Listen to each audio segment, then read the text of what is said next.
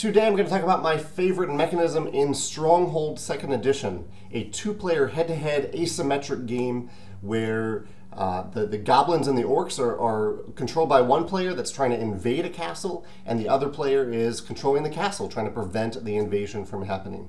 And as I'm talking, I thought I'd share that I am wearing our brand new Stonemeyer Vineyard estimate, or founded in 2012, that's when our company founded, t-shirt. Meeple Source made these shirts and I'm wearing mine today. It feels amazing. I think they're sold out, but I'll post a link below if they're ever back in stock. So I played Stronghold 2nd Edition for the first time the other day and had a lot of fun. It's very much in my wheelhouse of a Euro game, but with a lot of theme and integrated into the game, both through the asymmetry and the different things that I'm doing. I played the goblins and the orcs. I ended up winning, I think, in maybe the 3rd or the 4th round. Just had a lot of fun with it.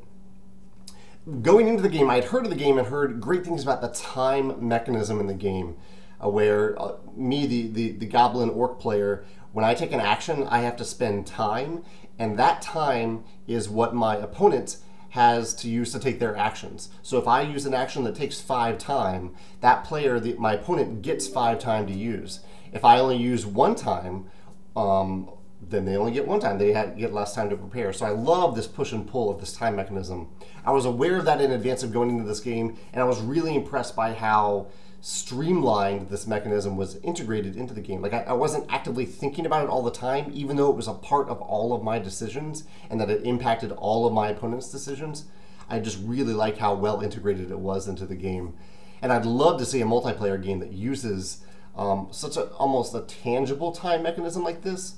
Like there are games with time tracks like Tokaido, which is a wonderful implementation of a time mechanism, but it doesn't feel quite as much as a resource that the thing that I'm doing is giving the opponent this much time, even though it really is. I mean, that is how Tokaido works.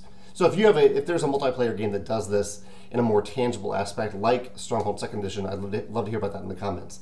The other thing I wanted to mention real quick about Stronghold is the endgame triggers of Stronghold are very thematic, despite the game being a Euro game, and I really, really like this, especially given how much theme is in this game in the first place.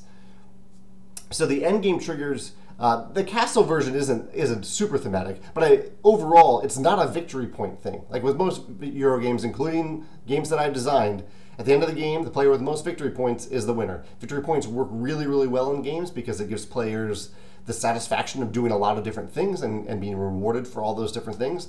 I'm not bemoaning that system at all, but in a game as thematic as Stronghold 2nd Edition, I really, really like that the endgame condition for the castle player is that they just have to outlast the other player. Maybe I think maybe thematically aid is coming to their help, or aid is coming after 7 rounds, whatever those rounds represent, 7 days, maybe it's a week.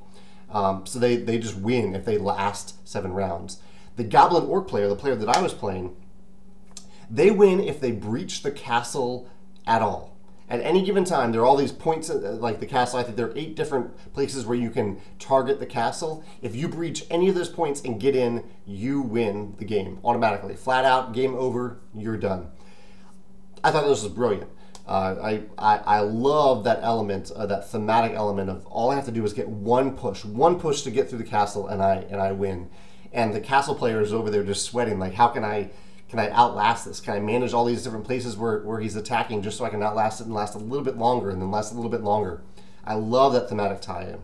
So in the comments today, I would love to hear your favorite mechanism in Stronghold 2nd Edition, or your favorite mechanism in a Euro game with a thematic endgame trigger and win condition, because it's both. The game ends and a certain player wins. I'd love to hear about that in the comments.